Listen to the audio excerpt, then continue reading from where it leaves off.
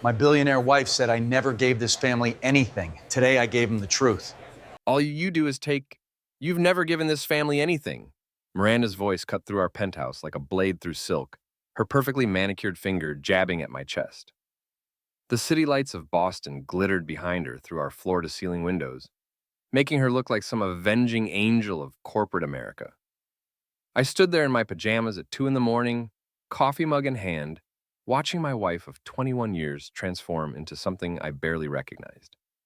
Her blonde hair was pulled back in that severe bun she wore to board meetings, and she was still wearing her power suit from whatever late-night strategy session had kept her out until now. If you had any pride, you'd leave, she continued, her voice rising to that pitch that made our neighbors complain. Sophie agrees with me, don't you, sweetheart? Our 19-year-old daughter stood in the doorway to her bedroom, nodding like one of those bobblehead dolls. Sophie had Miranda's sharp features and my dark eyes. But right now she looked like a puppet being worked by invisible strings. Dad, you really should consider Mom's feelings, Sophie said, her voice carrying that entitled tone she'd picked up at Harvard. You've been living off her success for years. I took a sip of my coffee and smiled. The irony was delicious. Here I was, Evan Foster, the man who'd built the initial investment portfolio that funded Miranda's tech empire, being lectured about not contributing. The same man who'd quietly managed our family's finances while she played CEO, who'd made the strategic moves that turned her small software company into a billion-dollar conglomerate. You're right, I said quietly, setting down my mug. I should pack. Miranda's eyes widened slightly. She'd expected a fight, an argument, maybe some begging. Instead, I walked calmly to our bedroom and pulled out my leather travel bag, the one I'd bought for our honeymoon in Italy, back when she still laughed at my jokes and called me her financial wizard. Where will you go? Sophie asked, suddenly looking uncertain. Don't worry about me, sweetheart. I'll figure something out. I folded my clothes methodically, taking my time. Let them wonder. Let them think they'd won this easily. Miranda followed me into the bedroom, her heels clicking on the hardwood floor. Evan, I didn't mean... Yes, you did. I zipped up the bag and turned to face her. You meant every word, and you know what? You're absolutely right. I have been taking from this family. I walked past her, past Sophie, toward the elevator that led directly to our private garage. The penthouse suddenly felt like a mausoleum, all marble and glass and cold, expensive furniture that nobody actually sat on. I'll be in touch about the details, I called over my shoulder as the elevator doors closed. The last thing I saw was Miranda's face, confused and slightly panicked, as if she'd just realized she might have made a terrible mistake. 2 months later, I was sitting in Murphy's Bar on the South Side, a dive that served honest whiskey to honest working people. The kind of place Miranda would never set foot in, with its scarred wooden bar and sports memorabilia covering every inch of the walls. I'd been living in a modest apartment in Southie, taking my time, planning my next moves. Like the chess player I'd always been, my phone buzzed. Sophie's number. Dad?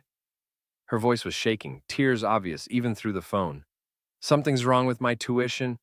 The bursar's office says the payment was reversed. I might have to drop out. I took a sip of my Jameson. That's strange, honey. Have you talked to your mother? She's in meetings all day. Dad, I'm scared. What if I lose my scholarship status? What if... Don't panic, Sophie. These things have a way of working themselves out. 5 minutes later, my phone rang again. Miranda's number this time. What the hell did you do? Her voice was pure fury, but underneath it, I heard something I hadn't heard in years. Fear. I'm sorry, what are you referring to? Don't play games with me, Evan. Why did you pull out your 50 million in shares? The board is having an emergency meeting. The stock price is tanking. I could lose the company. I smiled, watching the bartender polish glasses with practiced efficiency. Thought I never gave this family anything, Miranda. Just following your advice. You can't do this. Those shares were a gift. Those shares were compensation for 20 years of financial consulting. Check the paperwork. My lawyer was very thorough. The silence on the other end stretched for nearly 30 seconds. Evan, please, we can work this out. Come home. We'll talk. I am home, I said, looking around the bar at the honest faces of people who worked for their money instead of inheriting it or marrying into it. Have a good evening, Miranda. I hung up and ordered another whiskey. The real fun was just beginning. Mason Riley had been my roommate at Boston College, back when we both thought we'd conquer the world. He'd gone into police work instead of finance, spent 15 years as a detective before starting his own private investigation firm. Now he sat across from me in his cramped office above a Chinese restaurant, looking at the photos spread across his desk. "Your wife's not being subtle about it," he said, tapping a surveillance photo with his thick finger. "This is the third time this week she's met with Derek Vaughn at the Marriott downtown." Derek Vaughn, serial entrepreneur they called him in the business magazines. I called him a parasitic opportunist who'd made his fortune buying struggling companies, stripping their assets, and selling the pieces. He was also Miranda's strategic partner in several recent acquisitions. "How long has this been going on?" I asked. "Based on credit card records and hotel surveillance, at least 8 months. But Evan," Mason leaned back in his chair, which creaked ominously, "there's more. This Chloe woman, your wife's PR director, she's been paying for the hotel rooms. Corporate account." I studied the photos. Miranda entering the hotel at 2 p.m., Derek following 10 minutes later, both leaving separately around 4 p.m., Miranda looking satisfied, Derek looking smug. Nothing says family values like conducting your affair on company time with company money. "What else did you find?" Mason opened a thick folder. "Derek's been pushing your wife towards some questionable investments. A biotech startup in Cambridge that exists only on paper. A real estate development in Florida that's mostly swampland. A tech company in California that's been investigated by the SEC twice. How much? Conservative estimate, 200 million in the last year alone." I whistled softly. Miranda had always been brilliant at operations and marketing, but finance wasn't her strength. That had been my job, back when I was still part of the team. "There's something else," Mason continued. "I followed Derek to his apartment last night. Guess who was there?" He slid another photo across the desk. Sophie, my daughter, standing in the doorway of Derek's expensive downtown condo, smiling and holding a gift bag. My blood went cold. When was this taken? 3 days ago. She stayed for 2 hours. I stared at the photo, feeling something dark and violent stirring in my chest. Derek was 43 years old. Sophie was 19. If that coward was grooming my daughter, "I need you to keep watching him," I said, my voice carefully controlled. "And I need everything you can get on his business dealings. Bank records, partnerships, debts, everything." "What are you planning, Evan?" I smiled, but there was nothing pleasant about it. "I'm planning to give my family exactly what they deserve." I found Derek at Sullivan's Tap, an upscale bar in the financial district where young executives went to make deals and older executives went to prey on young executives. He was sitting at the bar, wearing a suit that probably cost more than most people made in a month, talking loudly on his phone about some acquisition. I waited until he finished his call, then slid onto the stool next to him. "Derek Vaughn," I said pleasantly. "Evan Foster, Miranda's husband." His face went through several interesting color changes, pale, then red, then pale again. "Oh, Evan, I didn't— Miranda said you were separated?" "Yes, temporarily. But still very much Sophie's father." I ordered a scotch, neat, and waited. Derek fidgeted with his phone, clearly calculating his options. "Look, Evan, if this is about business, it's not about business." I turned to face him fully. "It's about my 19-year-old daughter visiting your apartment. That was completely innocent. She was just— I'm sure it was." I took a sip of my scotch. "But here's the thing, Derek. Sophie is young, impressionable, and currently very angry with me. That makes her vulnerable to manipulation by older men who might want to use her to get back at me. I would never— Of course you wouldn't, because you're a smart businessman who understands consequences." I leaned closer, lowering my voice. "And the consequences of touching my daughter would be significant." Derek's Adam's apple bobbed as he swallowed hard. "Are you threatening me?" "I'm explaining a business proposition. Stay away from Sophie, and we can keep this professional. Cross that line, and I'll make it very personal." He stood up abruptly, throwing a 20 on the bar. "You can't intimidate me, Foster. I'm not afraid of you." I smiled and raised my glass in a mock toast. "You should be." Derek stormed toward the exit, but I wasn't done with him yet. I followed him out to the parking garage, where he was fumbling with his car keys next to his ridiculous red Maserati. "One more thing, Derek." He spun around, and I saw real fear in his eyes now. "The investments you've been pushing on Miranda? The biotech company, the Florida real estate, the California tech firm. I know about all of them. I stepped closer. I also know about your debts. The gambling problem you think nobody knows about. The loan sharks in Vegas who are getting impatient. How did you... I have friends, Derek. Friends who know how to find information. I reached out and straightened his tie, a gesture that was somehow more threatening than a raised fist. So here's my advice. Take whatever money you can scrape together and disappear. Because if you don't, I'm going to make sure everyone knows exactly what kind of businessman you really are. I turned and walked away, leaving him standing next to his overpriced car, shaking like a leaf in a hurricane. Miranda's company, Nexus Technologies, occupied 3 floors of a gleaming glass tower in downtown Boston. I'd been here countless times over the years, back when Miranda still valued my input, when she'd introduce me as her secret weapon and ask my advice on major decisions.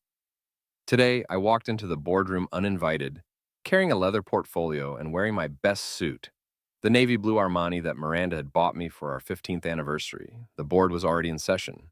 12 members sitting around an oval table that probably cost more than most people's cars, with Miranda at the head looking like a general addressing her troops.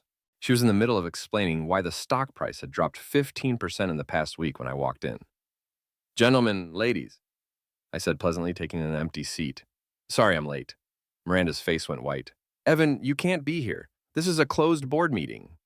Actually, as a major shareholder, or former major shareholder, I have every right to address the board about matters affecting the company's stability." Board Chairman Robert Chen looked confused. "Miranda, I thought you said the stock issues were temporary market fluctuations." "They are," Miranda said quickly. Evan is here to discuss Derek Vaughn," I interrupted, opening my portfolio, "and the $200 million in questionable investments he's convinced you to make." The temperature in the room seemed to drop 10 degrees. I had their attention now. "I'm sorry, who is Derek Vaughn?" asked board member Patricia Williams. "Derek Vaughn is Miranda's strategic partner," I said, sliding copies of Mason's research across the table. "He's also her lover, though I'm sure that's just a coincidence." "Evan!" Miranda stood up, her face flushed with anger and embarrassment. "How dare you? The biotech company in Cambridge," I continued calmly, "it exists only on paper. The real estate development in Florida, it's a swamp that floods every time it rains. The California tech firm, it's being investigated by the SEC for securities fraud." Robert Chen was studying the documents, his expression growing darker by the minute. "Miranda, are these allegations true? Derek's investments are solid. Evan is just trying to... Derek's investments are designed to strip assets from this company and funnel them into his personal accounts," I said. "He's not a strategic partner. He's a parasite." The room erupted in crosstalk. Board members demanding explanations. Miranda trying to maintain control. Voices rising in anger and confusion. I sat back and watched the chaos unfold, feeling a deep satisfaction. Finally, Robert Chen called for order. "Miranda, I think we need to postpone this meeting until we can review these documents thoroughly." "There's no need to postpone anything," Miranda said desperately. "Evan is just bitter about our separation. He's trying to sabotage. The documents speak for themselves," Patricia Williams said coldly. "Robert's right. We need an emergency audit of all recent investments." I stood up, collecting my portfolio. "I'll leave you to your deliberations, but I thought you should know that copies of these documents have already been provided to the Securities and Exchange Commission." The silence that followed was deafening. "Have a good day, everyone," I said, walking toward the door. "Miranda, we should talk soon about Sophie's tuition." Sophie was waiting for me outside my apartment building when I got home from the board meeting. She was sitting on the steps in her Harvard sweatshirt and jeans, looking young and angry and heartbreakingly beautiful. "Dad, what did you do?" I unlocked the front door and gestured for her to follow me upstairs. My apartment was a far cry from the penthouse. 2 bedrooms, basic furniture, a view of the street instead of the harbor. But it was honest, and it was mine. "I told the truth," I said, hanging up my jacket. "Would you like some coffee?" "I don't want coffee. I want to know why you're trying to destroy Mom's company." I looked at my daughter, seeing Miranda's stubborn chin in my own dark eyes. "Sophie, what has your mother told you about Derek Vaughn? He's helping her expand the business. He's a successful entrepreneur. He's a con artist who's been stealing from the company, and he's been having an affair with your mother for 8 months. Sophie's face crumpled. "That's not true. Mom wouldn't..." I showed her the surveillance photos. watched her face change as the reality sank in. "This doesn't prove anything," she said weakly. "Your mother has been lying to both of us, Sophie. The question is, what are you going to do about it?" She was quiet for a long time, staring at the photos. When she finally looked up, there were tears in her eyes. "I went to Derek's apartment because Mom asked me to. She said he had some business documents for her, and she was too busy to pick them up herself." "What kind of documents?" "I don't know. They were in a sealed envelope. But Dad," she hesitated, "he made me uncomfortable. The way he looked at me, the things he said. He kept asking about you, about whether you were dating anyone, whether you seemed angry about the separation." I felt that dark feeling stirring again. "What else did he say?" "He said Mom was lucky to have such a beautiful daughter. He said I could come by any time if I wanted to talk about my parents' divorce." Sophie shuddered. It felt wrong, but I thought I was just being paranoid. "You weren't being paranoid. Derek Vaughn is an aggressor, and your mother put you in danger by you to him."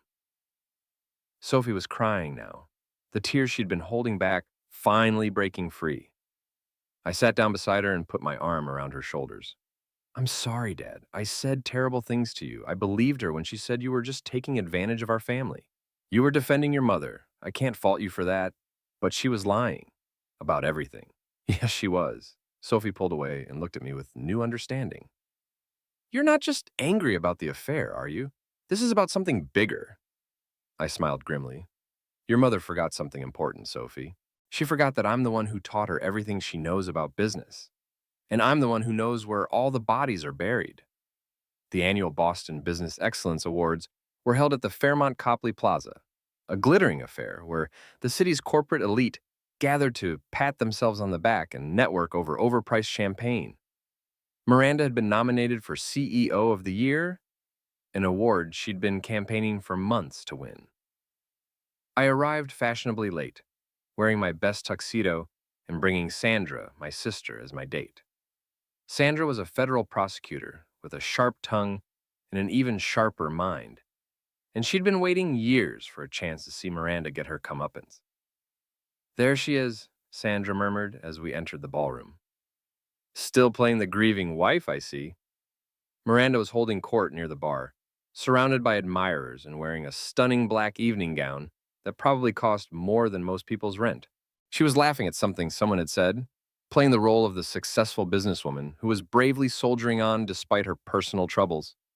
Derek was there too, lurking at the edges of her circle like a remora attached to a shark. He saw me first, his face going pale when our eyes met across the crowded room. "Showtime," I said to Sandra. We made our way through the crowd, stopping to chat with various acquaintances. I made sure to mention that I was so proud of Miranda's success and looking forward to seeing how the company performs in the next quarter. Word travels fast in Boston's tight-knit business community. When we finally reached Miranda's group, the conversation died abruptly. "Evan," she said, her voice carefully controlled, "I didn't expect to see you here." "Wouldn't miss it," I replied pleasantly. "You look beautiful, Miranda. That dress is stunning." She smiled uncertainly, not sure if I was being sincere or sarcastic. "Thank you." "Derek," I nodded to her lover, who was trying to blend into the wallpaper. "How's business?" "Fine," he muttered, not meeting my eyes. "That's wonderful. I was just telling people how excited I am to see the results of all those innovative investments you've been making together." Miranda's smile faltered. Around us, I could see ears perking up, people leaning in to catch every word. "Evan, perhaps we could talk privately." "Oh, there's no need for privacy. I'm sure everyone here would love to hear about the biotech breakthrough in Cambridge or that amazing real estate opportunity in Florida." Derek was sweating now, despite the air conditioning. "I should go check on—" "Don't leave on my account, Derek. In fact, I think there are some people here you should meet." I gestured toward the entrance, where two men in dark suits were scanning the crowd. Mason had called in some favors with his old contacts at the FBI. "Excuse me," Derek said quickly, pushing through the crowd toward the exit. "Strange," I said loudly enough for everyone to hear. "You'd think a successful entrepreneur would want to network at an event like this." Miranda grabbed my arm. "What are you doing?" "I'm celebrating your success, darling. Isn't that what ex-husbands are supposed to do?" The FBI agents had spotted Derek and were following him toward the exit. I watched with satisfaction as he broke into a run, pushing past startled guests in his desperation to escape. Ladies and gentlemen, I announced to Miranda's circle, I believe Derek Vaughn has just provided us with a perfect example of guilty behavior. Miranda's face was white as bone. Around us, phones were coming out, people taking pictures and videos of the drama unfolding. You coward, she whispered. Now, I said pleasantly. Let's keep this civil. After all, we wouldn't want to give people the wrong impression about your judgment and business partners. 3 days after the awards ceremony, Miranda showed up at my apartment. She looked terrible. Her usually perfect hair was disheveled, her makeup was smeared, and she was wearing sweatpants and a wrinkled t-shirt. I'd never seen her look so defeated. Let me in, Evan. I stepped aside and watched her stumble into my living room. She looked around at my modest furniture and laughed bitterly. This is what you wanted, isn't it? To drag me down to your level? My level? I poured myself a cup of coffee and didn't offer her one. You mean the level where people work for their money instead of stealing it? I never stole anything. No, you just let Derek steal it for you. $200 million, Miranda. That's not a mistake. That's criminal negligence. She collapsed onto my couch, putting her head in her hands. The board voted me out this morning, effective immediately. I heard Patricia Williams is taking over as interim CEO. She's a good choice. Honest, competent, not sleeping with con artists. Miranda looked up at me with hatred in her eyes. You orchestrated all of this. The board meeting, the FBI investigation, the public humiliation. You planned it from the beginning. I planned to protect my investment and my daughter. Everything else was just a bonus. Your investment? You mean the money you made for my company? I laughed, a sound with no humor in it. My company, Miranda.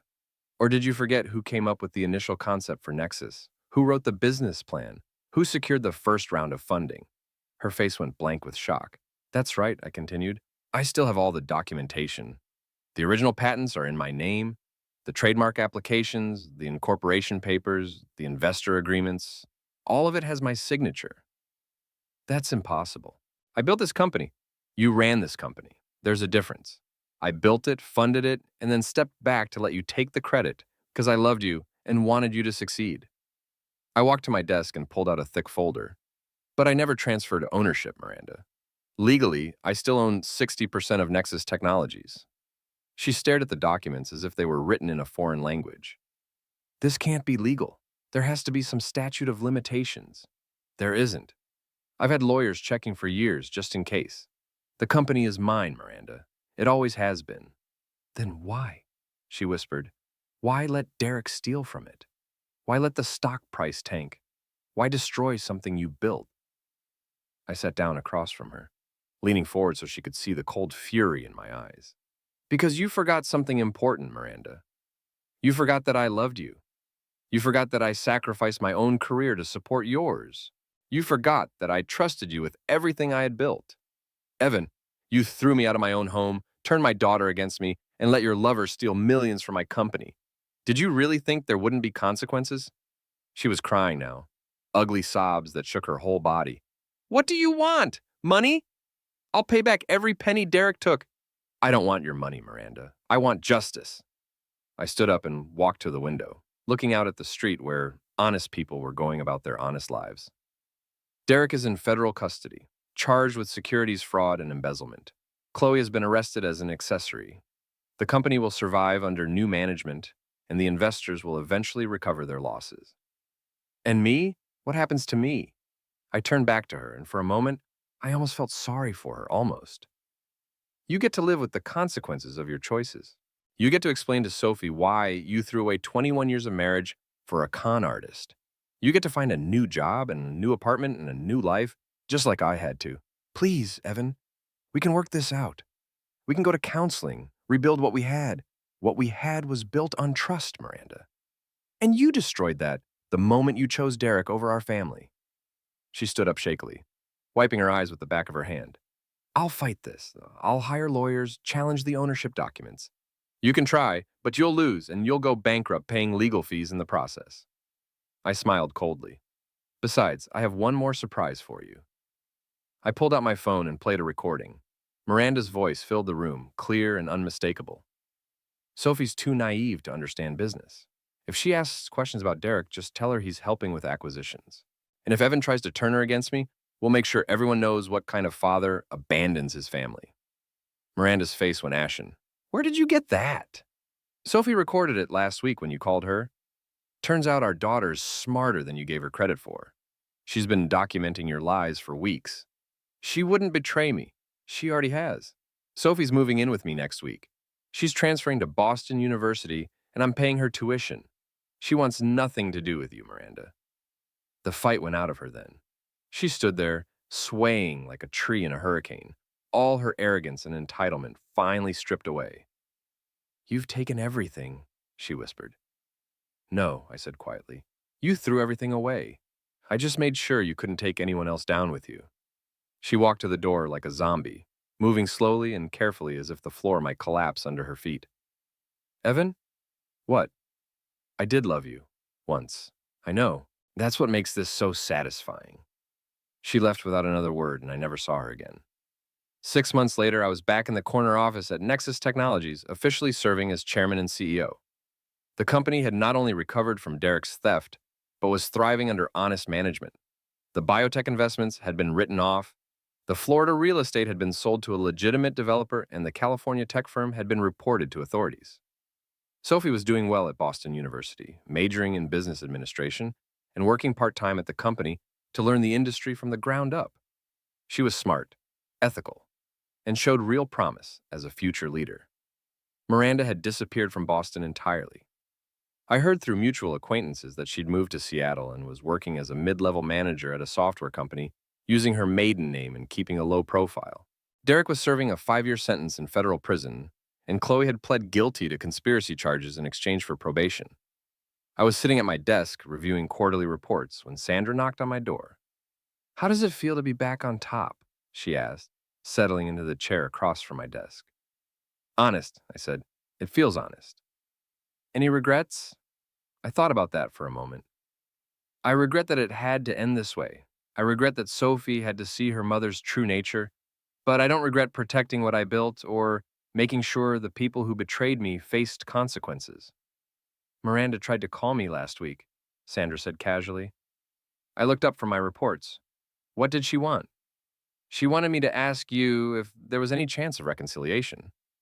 She said she'd learned from her mistakes and wanted to make amends." "What did you tell her?" Sandra smiled.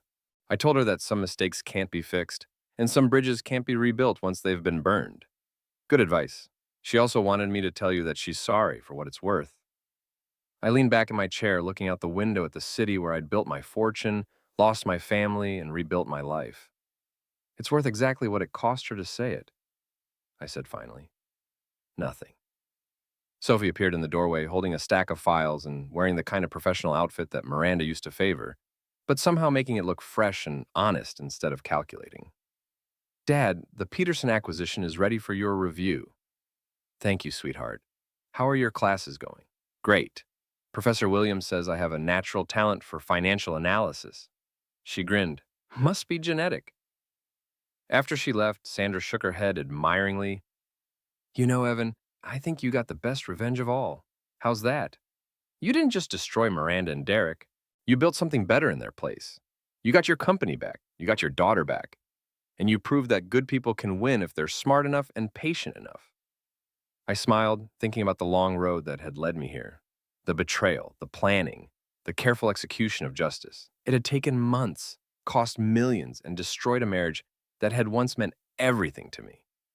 But in the end, it had been worth every penny and every sleepless night. "You know what the best part is?" I said to Sandra. "What?" "Miranda was right about one thing. I never gave that family anything. I gestured around my office at the company I'd built and reclaimed, at the future I was building with my daughter. I gave them everything. The end.